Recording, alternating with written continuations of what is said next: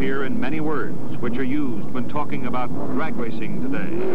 Pro, as in prototypes, proceeds, progress, promotions, professional.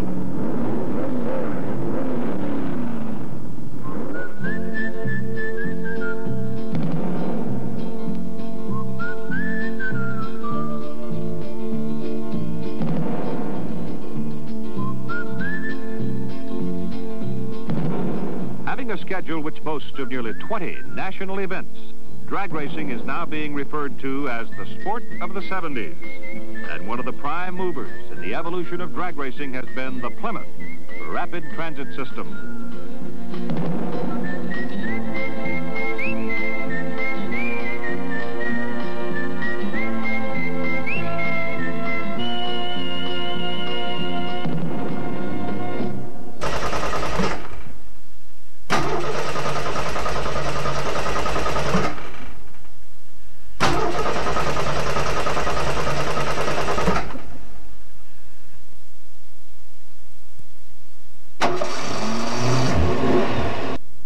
What's it like to be a full-time drag racer? To be sure, it's not all big checks and trophy queens. There's a lot of hard work and heartbreaks in between. Let's hear the story from some of Plymouth's pros. You get up at 6 o'clock in the morning, you go out to the track tomorrow, and you run all day, and then you come back tomorrow afternoon, and you work, till late tomorrow night, or maybe all night, making sure that everything's ready to go back again Saturday. And it's not just a 9-to-5 job, that's for sure. But we enjoy it, right? That's right.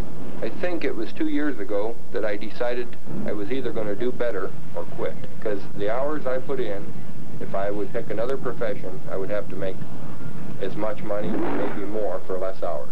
You put all that you have into it, put all of your energy and all of your money and your time into it to make it, make your car run as good as what it can, to make your car look as good as what it can. Sometimes I tend to psych myself out by worrying about the clutch and worrying about the motor, and that's what I constantly think about, just the whole machine. All pros in a tough game called the sport of the 70s. A sport which traces its origin to the wastelands of Southern California. There it was nurtured carefully by tough sportsmen. This is where drag racing came from. In the 30s and into the 40s, cars raced against the clock in straightaway time trials on the dusty, windswept dry lakes and salt flats, baked by an unmerciful sun. That's where the drag action was.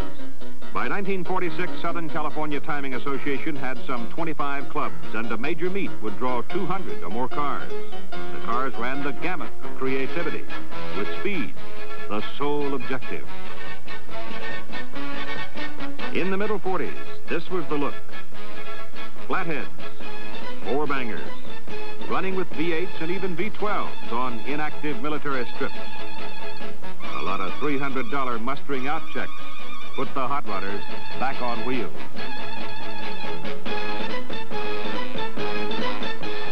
Then came men like Stu Hilburn, magicians with carburetors, camshafts, fuel, and the like, some real motor science. They tamed the V8s, added streamlined chassis, and proceeded to break the 150-mile-an-hour barrier. By the middle 50s, drag racing had its basic ground rules and definitions. An acceleration contest over a quarter-mile distance from a standing start.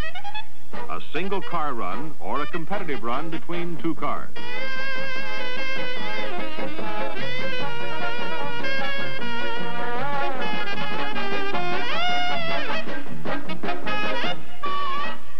The rear engine dragster, oh, little did they realize then what they had.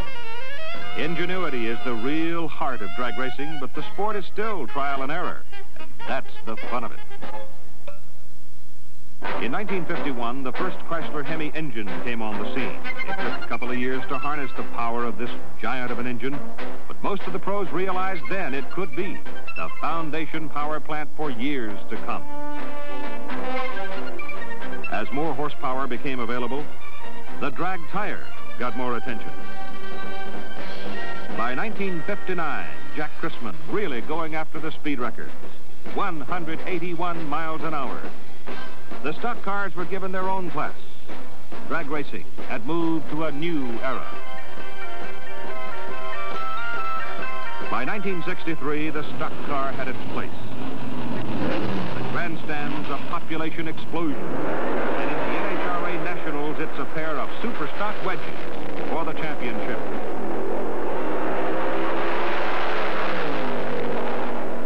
'64 Winter Nationals. Ever the innovator, Don Garlits relied on penny power to propel his winged racer to a AA fuel win.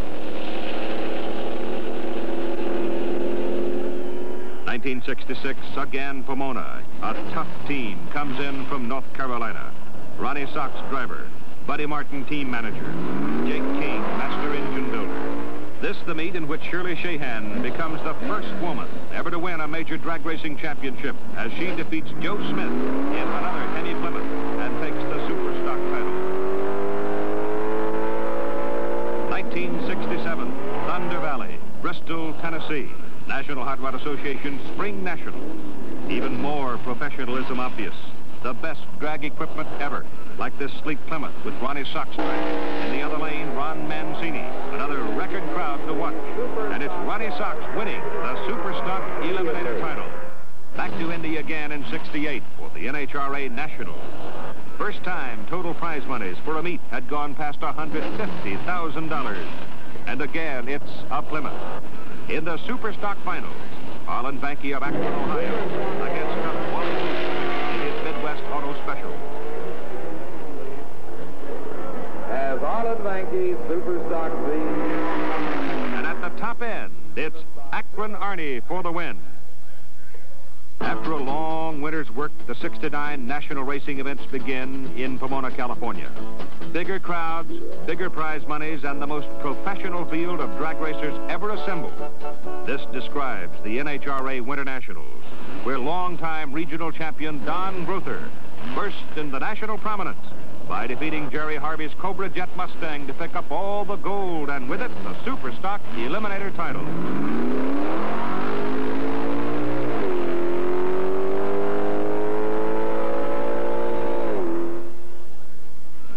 On to Phoenix, Beeline Dragway, the site of the American Hot Rod Association's Winter Nationals. It is here that Ronnie Sox is honored by AHRA President Jim Tice as the association's Driver of the Year. As if to prove that this award is in the right hands, Sox proceeds to win top stock eliminator honors in his fleet Hemi Roadrunner, storming by this Mustang with a strong pop-in charge.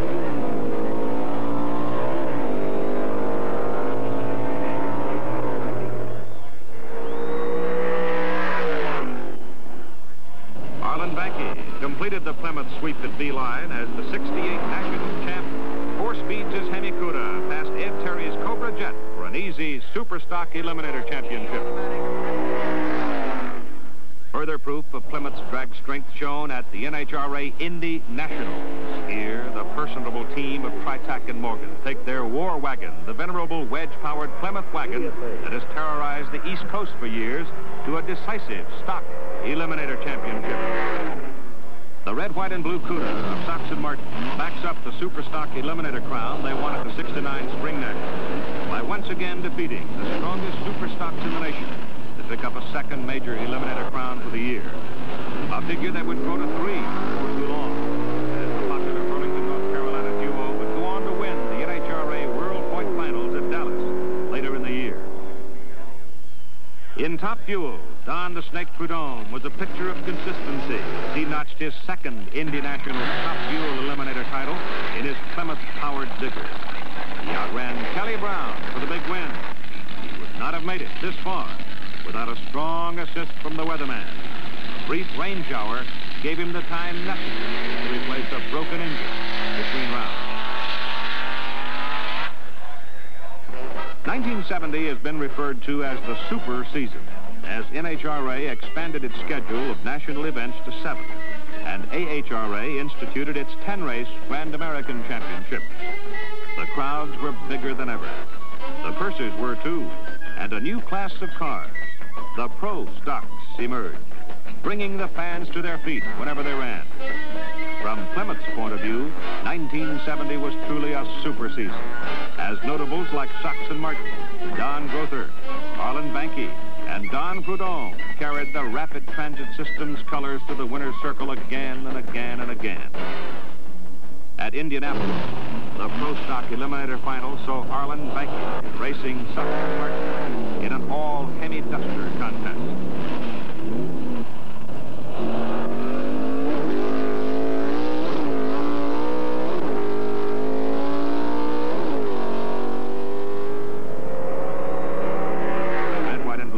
Got there first to claim their second straight Indy National crown and their second straight NHRA Pro Stock Eliminator Championship in NHRA competition for the year.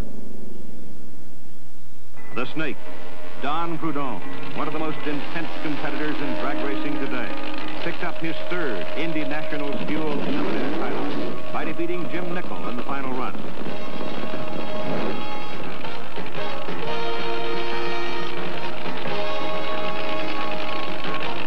Observers claim this was the most spectacular drag race ever seen. Both drivers recorded sub 6.5-second runs. Prudhomme 6.45, quick enough to nip Nickel at the finish line. Then, disaster.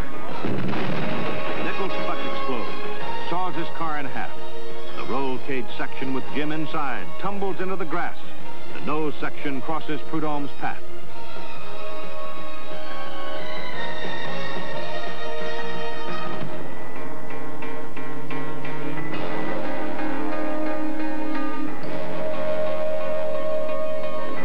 The moments after were a time for real soul searching.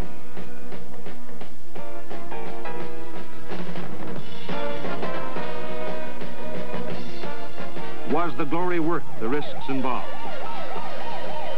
Minutes later, hearing that his friend Jim Nickel was okay, these thoughts vanish, and attention turns to the winner's circle and the next race.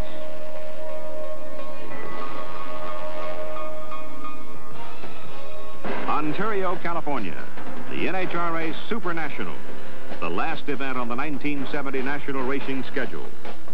A fitting end to a season that saw Sox and Martin with 4 major NHRA Pro Stock Eliminators, including the NHRA World Championships, and these along with 8 out of 10 AHRA Grand Americans and the AHRA World Championship.